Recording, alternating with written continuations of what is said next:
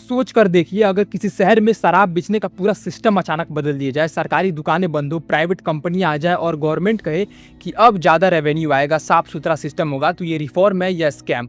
दिल्ली में 2021-22 की नई एक्साइज पॉलिसी पर भी यही सवाल खड़ा हुआ। क्या ये modern business friendly liquor policy थी या फिर इसके पीछे कोई हिडन गेम चल रहा था? इसी कहानी से निकला दिल्ली लीकर स्कैम केस, जिसने 2 सालों में न केवल दिल्ली की पॉलिटिक्स हिला दी बल्कि पूरे देश की नेशनल पॉलिटिक्स को भी हिला कर रख दिया और पहली बार एक सिटिंग चीफ मिनिस्टर को लीकर पॉलिसी के केस में जेल तक पहुंचा दिया।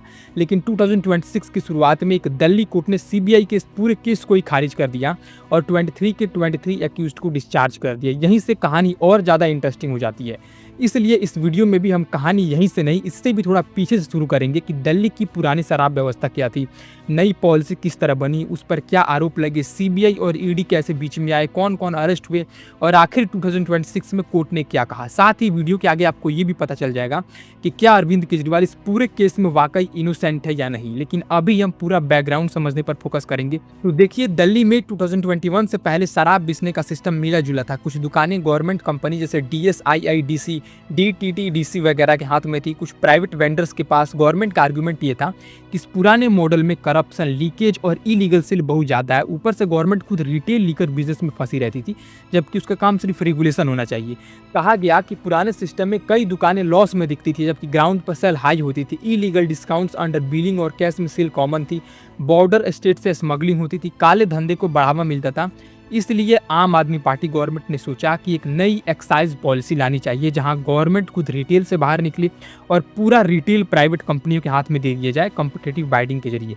और इसलिए 2021 में दिल्ली गवर्नमेंट ने दिल्ली एक्साइज पॉलिसी 2021-22 बनाई। ये पॉलिसी एक ग्रुप ऑफ मिनिस्टर्स ने ड्राफ्ट की और फिर कैबिनेट ने मार्च 2021 के आसपास इसे अप्रूव किया। ऑफिशियल लाइन ये थी, हम लीगल ट्रेड को मॉडर्न, ट्रांसपेरेंट और प्रॉफिट ओरिएंटेड बनाएंगे, जिससे रेवेन्यू बढ़ेगा और गवर्नमेंट की डायरेक्ट दुकानदारी खत्म होगी। और इसमें नई पॉलिसी के कुछ की पॉइंट्स थे, जैसे मैन्युफैक्चरर, होलसेलर्स और रिटेलर, तीनों रूल्स को अलग अलग रखा जाएगा ताकि मोनोपोली और कॉन्फ्लिक्ट ऑफ इंटरेस्ट ना हो। रिटेल जोन्स को प्राइवेट कंपनीज को एक्विजिशन के थ्रू दिया जाएगा।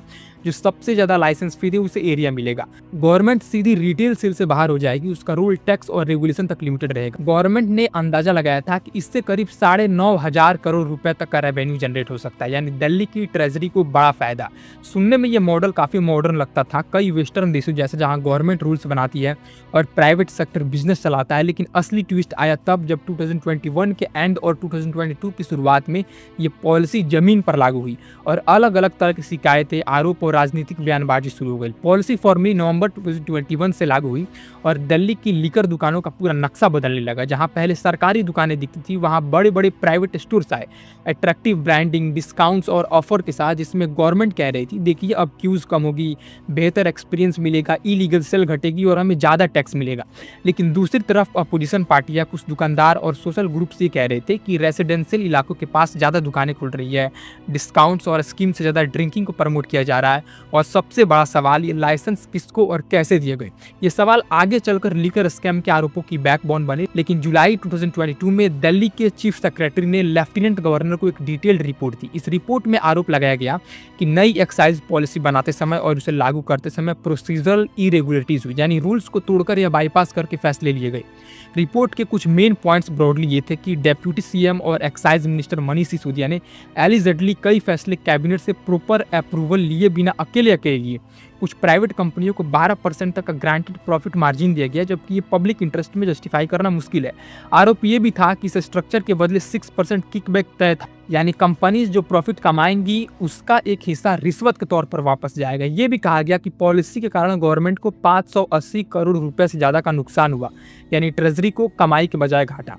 और यहीं से नैरेटिव बदल गया, रिफॉर्म की जगह शब्द आने लगा स्कैम का। और इसी रिपोर्ट के आधार पर 22 जुलाई 2022 को लेफ्टिनेंट गवर्नर ने सीबीआई इंक्वायरी रिकमेंड कर दी और लेफ्टिनेंट गवर्नर की रिकमेंडेशन के बाद अगस्त 2022 में सीबीआई ने अपना पहला कदम उठाया। 19 अगस्त 2022 को सीबीआई ने एक एफआईआर दर्ज की जिसमें 15 लोगों का नाम था, जिसमें तब के डेप्यूटी सीएम मनीष सिसोदिया भी शामिल थे। सीबीआई की कहानी रफली ये थी कि लीकर पॉलिसी को शुरू से ही कॉन्स्पिरेसी की तरह डिजाइन किया गया। कुछ चुनिंदा लीकर बिजनेस ग्रुप्स को फायदा पहुंचाने के लिए रूल्स ऐसे बनाए गए, इसके बदले में किकबैक्स लिए गए या लेने की योजना थी और ये पैसा आगे चलकर पॉलिटिकल फंडिंग या पर्सनल गेन्स में इस्तेमाल होना था।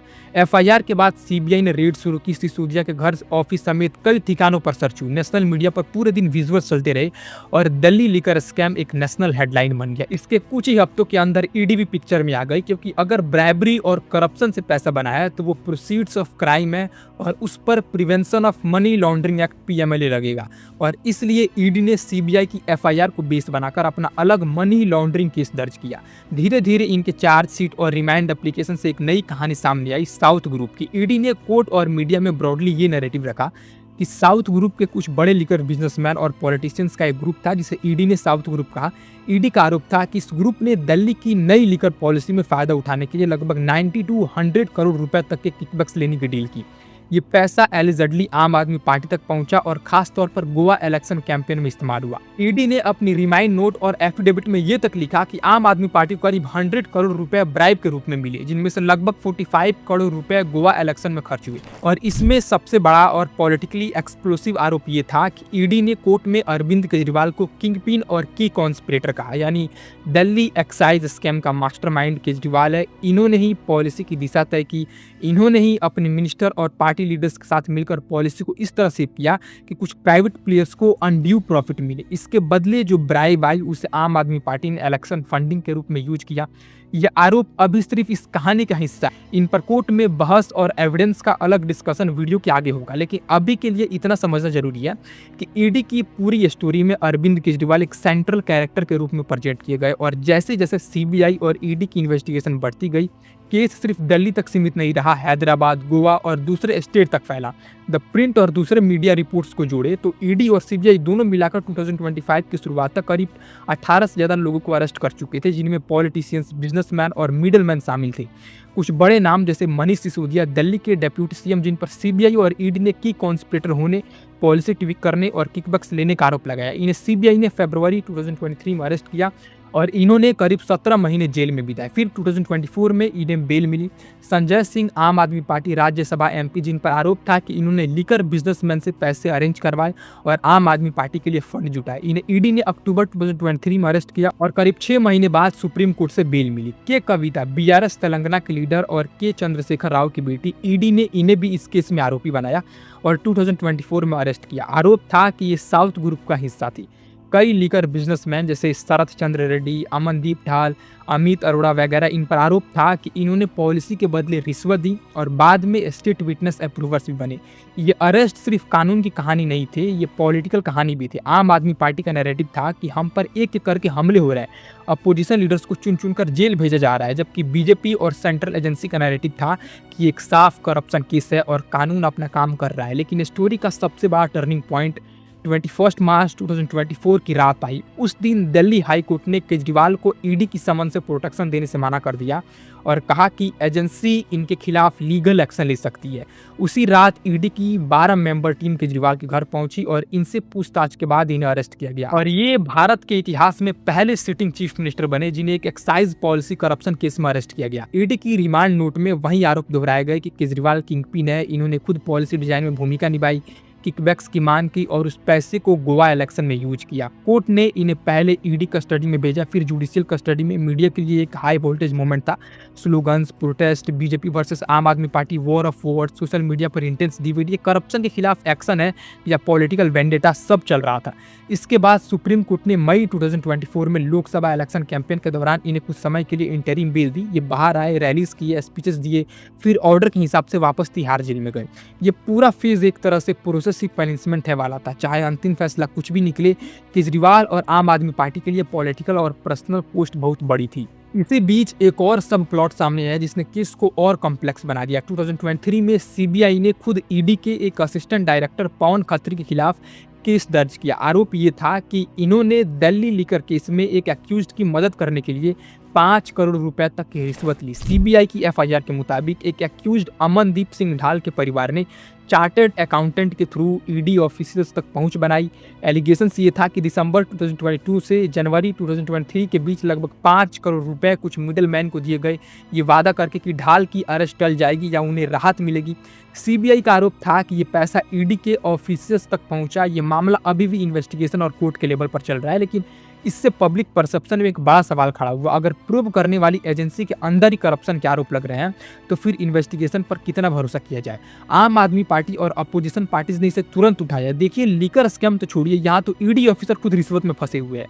एजेंसी की तरफ से आर्ग्यूमेंट ये था कि यही प्रूफ है कि हम खुद पर भी एक्शन लेते हैं, कोई भी कानून से ऊपर नहीं है। ये पूरी कहानी 2 साल से ज्यादा चलती रही। Raids, arrest, remands, bail application, political speeches, TV debates, लेकिन असली लीगल ड्रामा 2026 की फरवरी के आखिरी हफ्ते में हुआ। राउज एवेन्यू कोर्ट के स्पेशल जज जितेंद्र सिंह के सामने सीबीआई का मेन केस चल रहा था, जो लेफ्टिनेंट गवर्नर की कंप्लेंट और चीफ सेक्रेटरी की रिपोर्ट से शुरू हुआ था।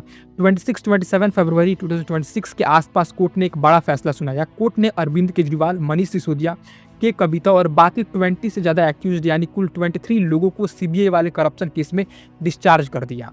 कोर्ट ने साफ कहा कि सीबीआई के पास इतना भी मटेरियल नहीं है कि वो चार्ज फ्रेम कर सके, यानी ट्रायल शुरू करने लायक प्रीमा फेसी केस भी नहीं बन रहा। Times of India, Hindustan times, Quint और कई दूसरे आउटलेट्स की रिपोर्टिंग के मुताबिक कोर्ट की ऑब्जर्वेशन बहुत स्ट्रिक्ट थी। सीबीआई की चार्जशीट जुडिशियल स्क्रूटनी पर खरी नहीं उतरी। केस में ओवर रीचिंग कॉन्स्पिरेसी या क्रिमिनल इंटेंट दिखाई नहीं देता। एजेंसी ने ज़्यादातर बातों को अप्रूवर्स के स्टेटमेंट पर टिका दिया, जबकि इंडिपेंडेंट कॉर्पोरेशन यानी अलग से प्रूफ नहीं दिया। कई जगह चार्जशीट में कॉन्ट्रडिक्शंस और मिसलीडिंग यानी गलत और आधे अधूरे क्लेम्स नजर आए। कोर्ट ने यहां तक रिकमेंड किया कि सीबीआई के इन्वेस्टिगेटिंग ऑफिसर के खिलाफ डिपार्टमेंटल इंक्वायरी होनी चाहिए। इंडियन एक्सप्रेस की डिटेल्ड एक्सप्लेनेशंस में बताया गया कि इस डिस्चार्ज का मतलब यह है कि सीबीआई का जो ओरिजिनल करप्शन केस था, जिसमें पॉलिसी को शुरू से ये स्कैम कहा जा रहा था, वो ट्रायल शुरू होने से पहले ही गिर गया। ये बात बहुत क्रूशियल है, क्योंकि इसी सीबीआई केस को शेड्यूल ऑफेंस या प्रेडिकेट ऑफेंस माना जाता था, जिस पर ईडी का मनी लॉन्ड्रिंग केस बेस्ड है। तो सीबीआई के केस के कोलैप्स के बाद एक नया लीगल सवाल उठा। अगर ओरिजिनल करप्शन केस ही नहीं बचा तो मनी लॉन्ड्रिंग केस का क्या होगा? कानून में एक सुप्रीम कोर्ट जजमेंट विजय मदन लाल केस कहती है कि अगर बेस वाला ऑफेंस खत्म हो जाए तो पीएमएलए वाला केस भी अपने आप गिर जाता है। लेकिन ईडी की इंटरप्रिटेशंस कुछ और है। इकोनॉमिक्स टाइम्स और दूसरे रिपोर्ट्स के मुताबिक ईडी का कहना है, हमारा money laundering case stand alone है। हमने अपने लेवल पर जो एविडेंस कलेक्ट किया है वो सीबीआई से अलग है। हमने जो 8 चार्जशीट दाखिल किया है उनमें 40 एंटिटीज़ के नाम है और पूरा प्रोसेस ऑफ क्लियरिंग, प्लेसमेंट और इंटीग्रेशन यानी मनी लॉन्ड्रिंग की पूरी कहानी एक्सप्लेन की गई है। इसलिए सीबीआई के केस के डिस्चार्ज से हमारा केस अपने आप खत्म नहीं हो जाता। दूसरी तरफ कानून की एग्जिस्टिंग सिचुएशन ये है कि सुप्रीम कोर्ट ये भी एग्जामाइन कर रही है कि फ्यूचर में मनी लॉन्ड्रिंग केस को प्रेडिकेट ऑफेंस से कैसे जोड़ा जाए या अलग रखा जाए। इधर दिल्ली हाई कोर्ट में भी पैरेलल डेवलपमेंट हुए। सीबीआई ने ट्रायल कोर्ट के डिस्चार्ज ऑर्डर को हाई कोर्ट में चैलेंज कर दिया और कहा कि ट्रायल जज का ऑर्डर भ्रष्ट है, यानी कानून के हिसाब से बेहद गलत। हाई कोर्ट ने केजरीवाल, सिसोदिया और बाकी एक्यूज से नोटिस पर जवाब मांगा और साथ ही ये सिग्नल दिया कि ईडी वाले केस की ट्रायल प्रोसीडिंग्स को फिलहाल डिफर यानी कुछ समय के लिए रोका जाता है, जब तक सीबीआई वाले ऑर्डर पर फाइनल फैसला ना आ जाए।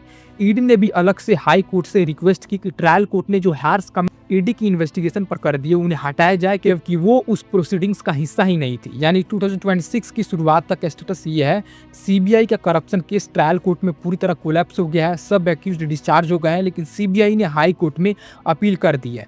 ईडी का मनी लॉन्ड्रिंग केस टेक्निकली अभी खत्म नहीं हुआ, इसकी ट्रायल आगे बढ़नी है, लेकिन उस पर भी हाई कोर्ट के ऑर्डर्स और सुप्रीम कोर्ट के फ्यूचर जजमेंट का असर पड़ेगा। लेकिन अगर इस पूरे सफर को एक स्टोरी की तरह देखें तो 3 पैरेलल कहानी दिखती है। पहली कहानी आम आदमी पार्टी और दिल्ली सरकार की, जो कहती है हमने लिकर पॉलिसी रिफॉर्म के लिए लाई ताकि करप्शन घटे और रेवेन्यू बढ़े, लेकिन एलजी और सेंट्रल एजेंसीज ने इसे पॉलिटिकल वेंडेटा में बदल दिया, हमें चुनाव से पहले कमजोर करने के लिए।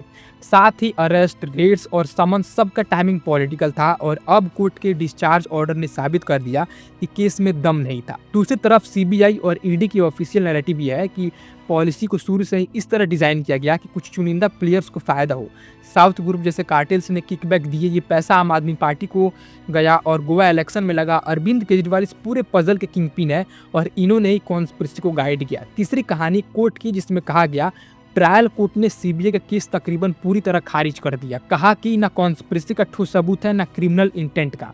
कोर्ट ने सीबीआई की इन्वेस्टिगेशन को भी शार्पली क्रिटिसाइज किया, अप्रूवर्स पर ज्यादा भरोसा, इंडिपेंडेंट कोऑर्डिनेशन की कमी बताई।